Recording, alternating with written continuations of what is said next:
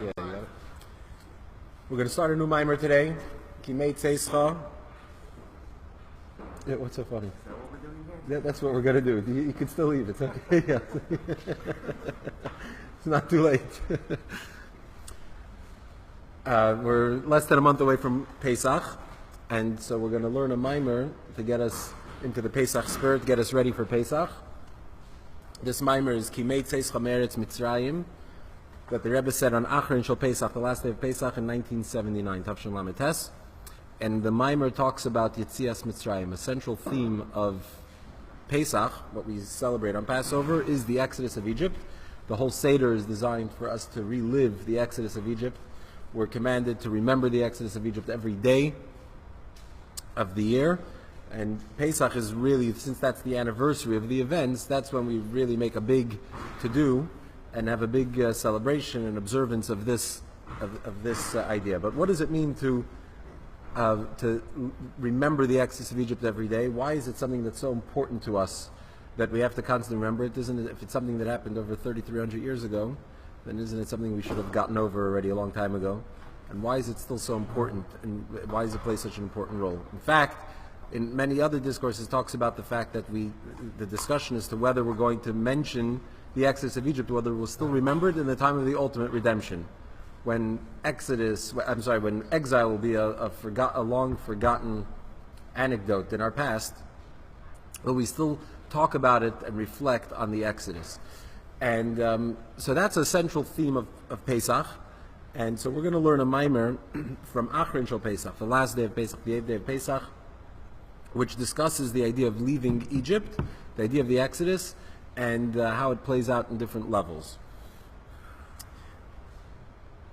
So let's get into it now. In the discourses of the Rebbes, there are a lot of discourses that were said on the last day of Pesach. Achron Shel Pesach. We know that the last day of Pesach, there's a tradition dating to the Baal Shem Tov to have a meal called Seudas Mashiach, the meal of Mashiach. And that's because the 8th day of Pesach, the last day, which in Israel it's combined, they only have 7 days of the holiday in Israel. Outside of Israel we have 8 days, and the 8th day is a day where rather than focusing on the past, on the Exodus of Egypt, which begins on the night of the Seder, when we leave Egypt, and concludes really on the 7th day of Pesach with the splitting of the sea and the Jewish people crossing through the sea and going into the desert, the 8th day corresponds to the future redemption. The 8th day is when we set our sights on the future and the future redemption. So the Haftorah of that day during davening is one that talks about the future redemption. And so to celebrate the future redemption with our eyes to the future, on the last day of Pesach we have another meal towards the end of the holiday as it's winding down called the meal of Mashiach. This is a discourse that was said then. Many Chassidic discourses were delivered by the Rebbes during this last day of Pesach, and a common theme of all of them is a focus on the future redemption, since that is the energy of the day that they were tapping into. So that's a recurring theme. And so in our mimer here, we're going to talk about the past, the idea of leaving Egypt as it relates to the past, and also as it relates to the future, as it serves as a preparation for the redemption. Very much in spirit with the vibe and the energy of the last day of Pesach. Okay. Kimei Tzeitcha Meretz Mitzrayim Arenu Neflois. Verse says, like the days that you left Egypt, I will show you wonders. Well, maybe so the previous Rebbe, in his mimer from 1948, he quotes this verse, and he brings what the Zohar notes, Diok HaZohar, B'zeh shenemar Kimei Loshen Rabim. The Zohar points out that in this verse it says Kimei Tzeitcha, like the days when you left Egypt, and the Zohar says, was it that they left it? Was it over the course of a few days? Was it a process? B'chad Zimra Nafku. We're going to read in a second. Yetzias Mitzrayim, Haisa b'yom echad. Leaving Egypt happened in one day. B'chad Zimra Nafku. They went out one time. There was one time that they left Egypt. They were in Egypt and then they were out of Egypt. That's the whole going. It didn't take days. It was one day, one experience. It was once they crossed out of the border, once they went from Ramses to Sukkos, they were out of Egypt, out of Mitzrayim. So why does the verse say, Kimei, like the days when you left Egypt? Now the verse, obviously, Kimei Tzeitcha Meretz Mitzrayim Arenu Neflois, is talking about the future redemption, that like the days when you left, that was the past Exodus. Arenu Neflois, I will show you wonders in the future. And there's a large, there's a lot that's been said and written about the idea of Arenu Neflois. What does that mean? What is the comparison between the future redemption and the redemption of Egypt, and which one's greater? From this verse, it might not be so clear. But that's not the focus here, so we'll just throw that out there just to confuse you, and let's move on. Okay. So the Zohar asks, why does it say Kimei Tzeitcha, the days? They went out and it was only one day? Furthermore, first of all, so we said that the verse, it's puzzling that it says Kimei, the days, when it was only one day.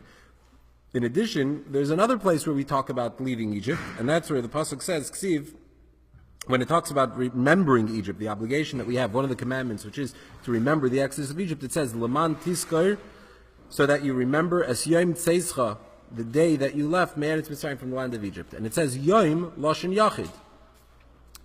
Remember the day you left Egypt, and that would be appropriate, because there was one day in which we left Egypt. So why here does it say, Kimei, the days, plural? Why is it plural? So number one, why does it say Kimei? There's only one day. That's like as the Zohar asks. So number two, when we talk about remembering Egypt, it doesn't tell us like the days. It says like the day that you left, which seems more appropriate. So the Friedrich Rebbe explains in his Maimer. So the Zohar actually explains it one way. In the Maimer, the Friedrich Rebbe explains, gives a different explanation. He says like this: Kol hayomim mehazman diYetzias Mitzrayim ad haGeula asida. All the days from the time of leaving Mitzrayim until the future redemption, all these days are all days of leaving Egypt. The Lachin Oimer, therefore, he says, Kimei Lashon Rabim, Kimei plural, because leaving Egypt is not something that occurred one time, at one moment where we left Egypt, but leaving Egypt is a continuous process. We're constantly leaving Egypt. We'll get into this a little bit more soon.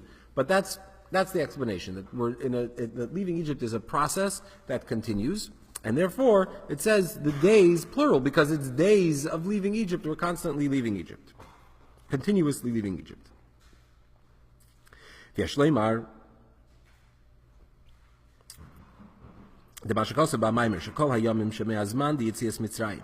we can say that this which he says in the Maimer, that all the days from the time you leave Egypt, ad geula asida, until the future redemption, Kimei Tzeitcha Me'eretz Mitzrayim, that are all days from when you leave Egypt until the future redemption, are all days of leaving Egypt. Why is that? Why do we say that this is a process from the exodus of Egypt up until the future and ultimate and final redemption? Why are they all a process of leaving Egypt?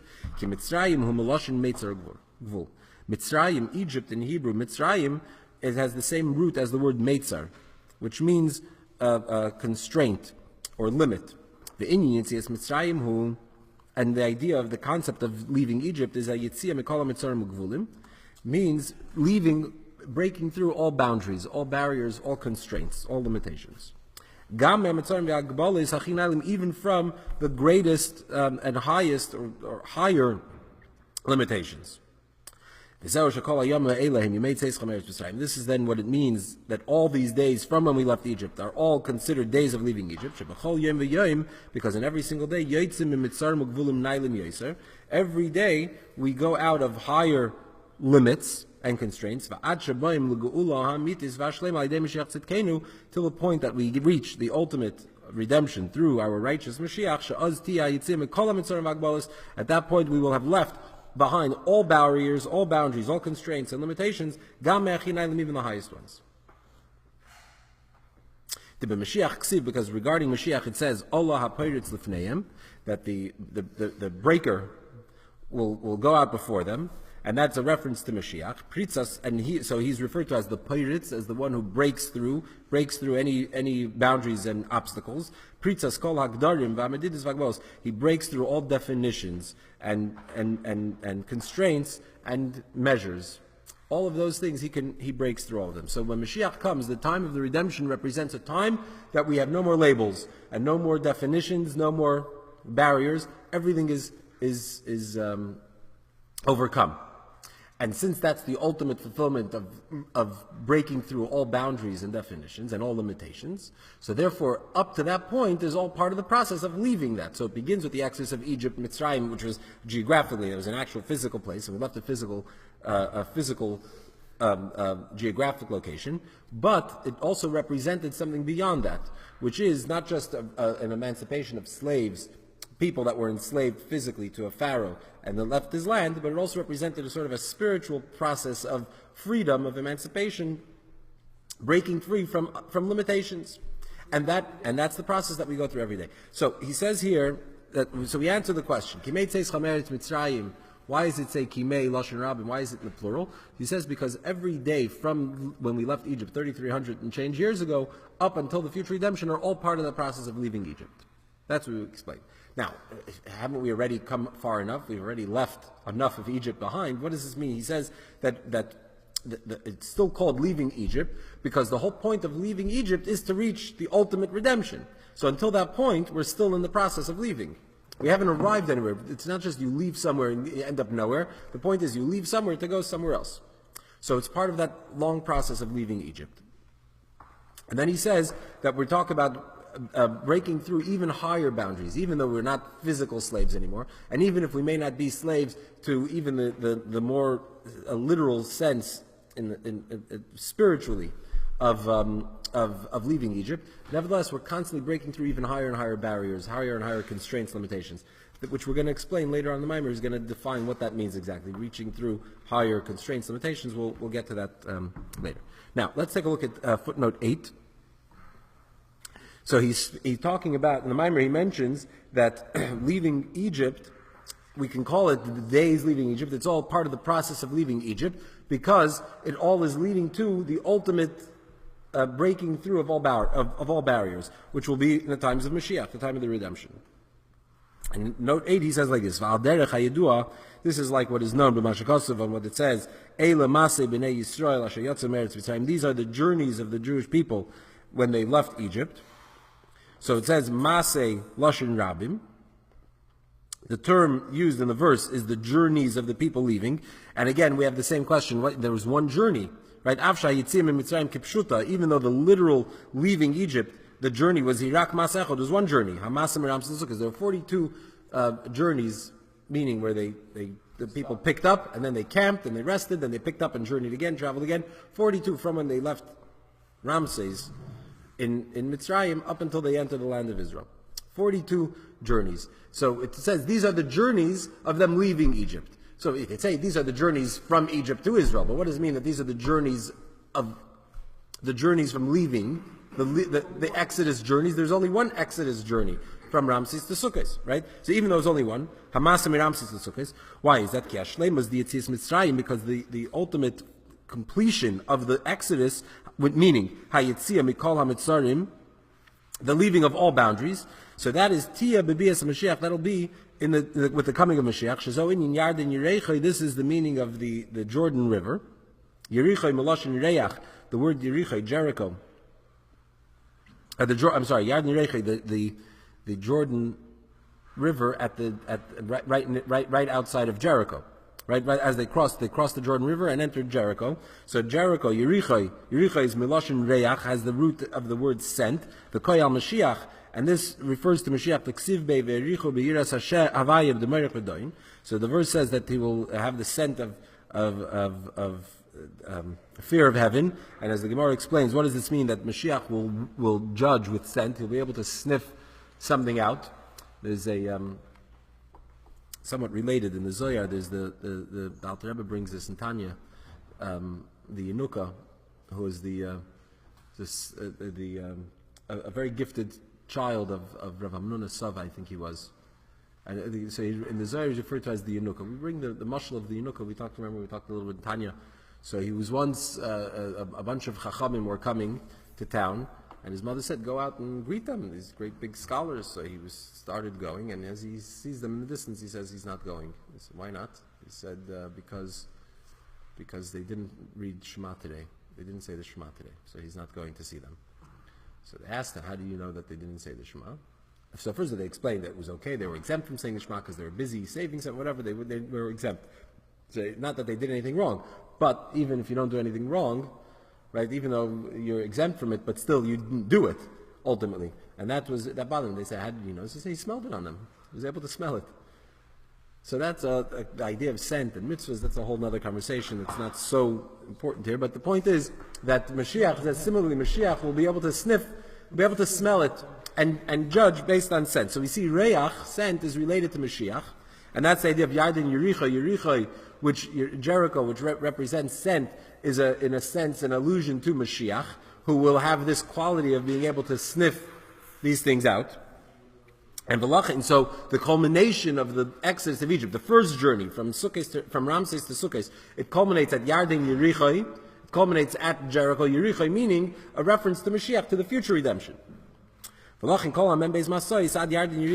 all these 42 journeys until the Jordan, until they enter Jericho, Nikra Asher Yatzim Eretz Mitzrayim, are called the journeys in which they left Egypt. So they're all part of that journey from leaving Egypt. So similar to what's explained about Maseh, about these journeys, so we're saying the same thing here, that since the ultimate leaving of Egypt occurs with since the idea of Exodus of Egypt means leaving all limitation on constraints, that the ultimate completion of that concept will be when Mashiach comes and will ultimately shed all these limitations and all these constraints. So therefore, every day and every step up until that point is still part of the process of leaving Egypt behind. And so therefore it's Yimei in the plural. Are we on time? Yeah.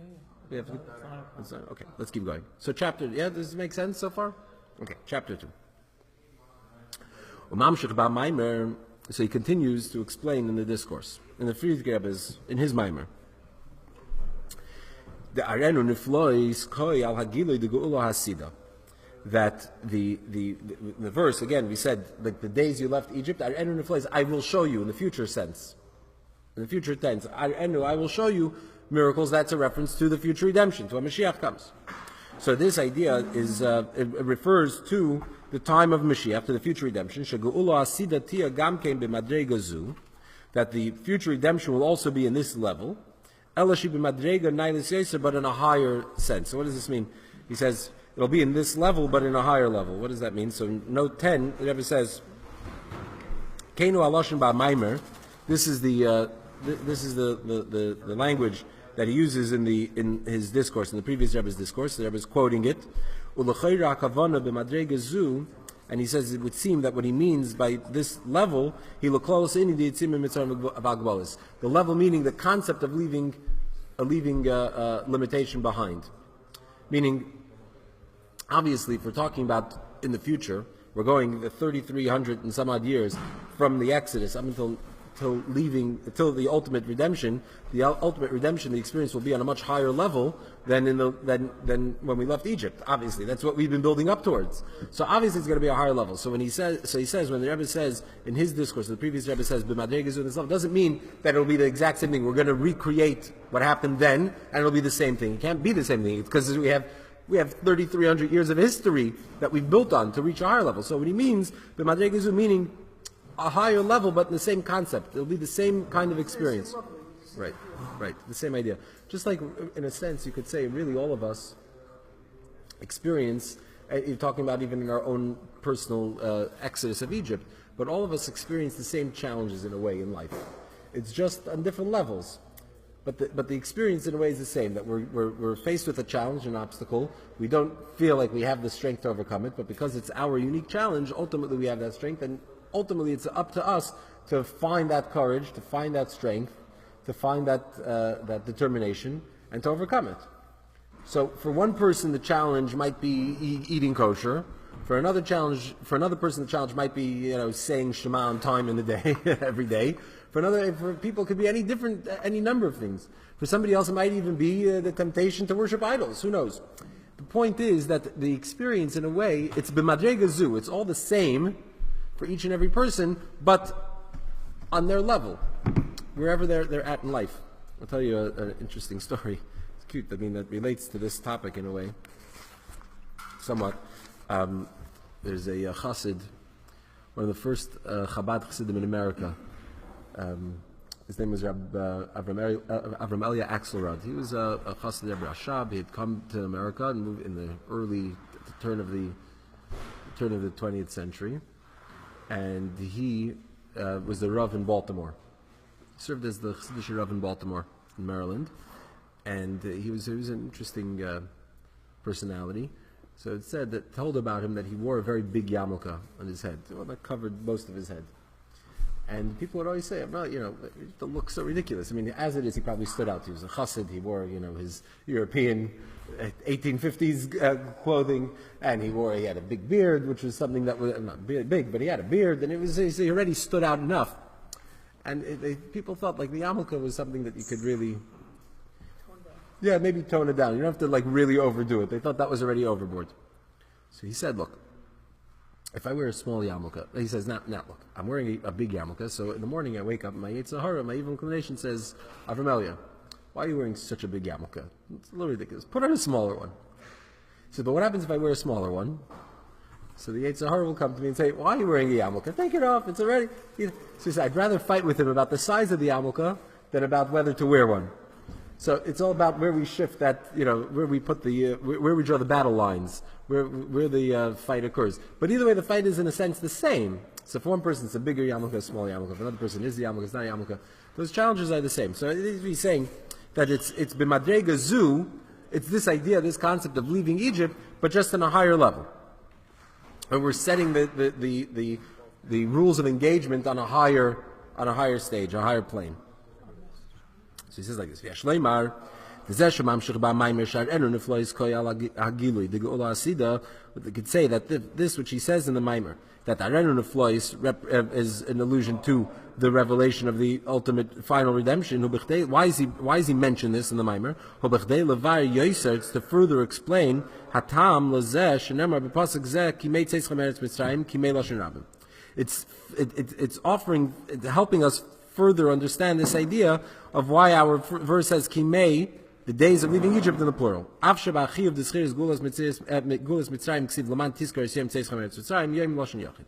Even though when it talks about remembering Egypt, it says Yom in the singular. So we asked the question, remember at the beginning we said, why does it say, number one, why does it say Kimei Tzeitcha, like the days you left Egypt? We left Egypt in one day. So why does it say in the plural?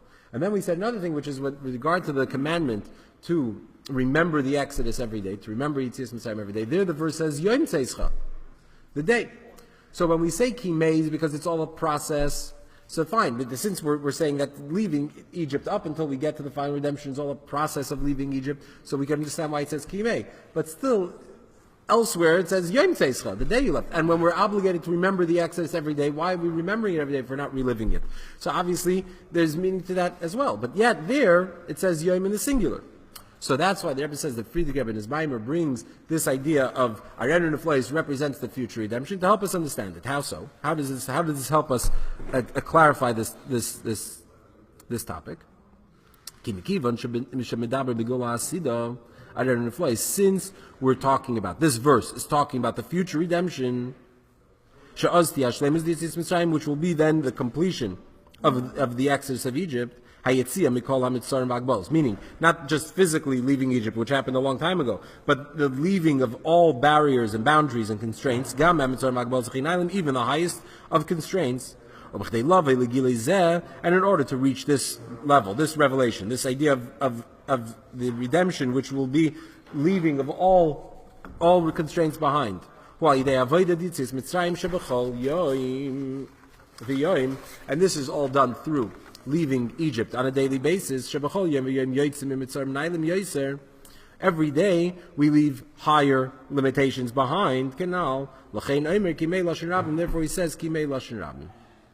So he's starting to explain that since our verse is not talking about looking at the past, but it's talking about the future, and since the future redemption is built on the continual process of leaving Egypt, so therefore, we can understand, or it's sweeter, the idea that our verse says Kimei in the plural, because the focus here is on the end result of leaving Egypt, the end goal, which is what?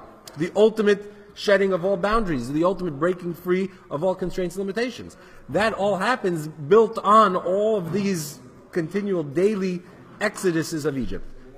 Daily exoduses from out whatever held us back today, leaving that, and then tomorrow leaving the next step that's holding us back, etc., etc. So that's why he brings that explanation. We'll continue this already, Mr. Shem, on Thursday. We'll continue. Okay.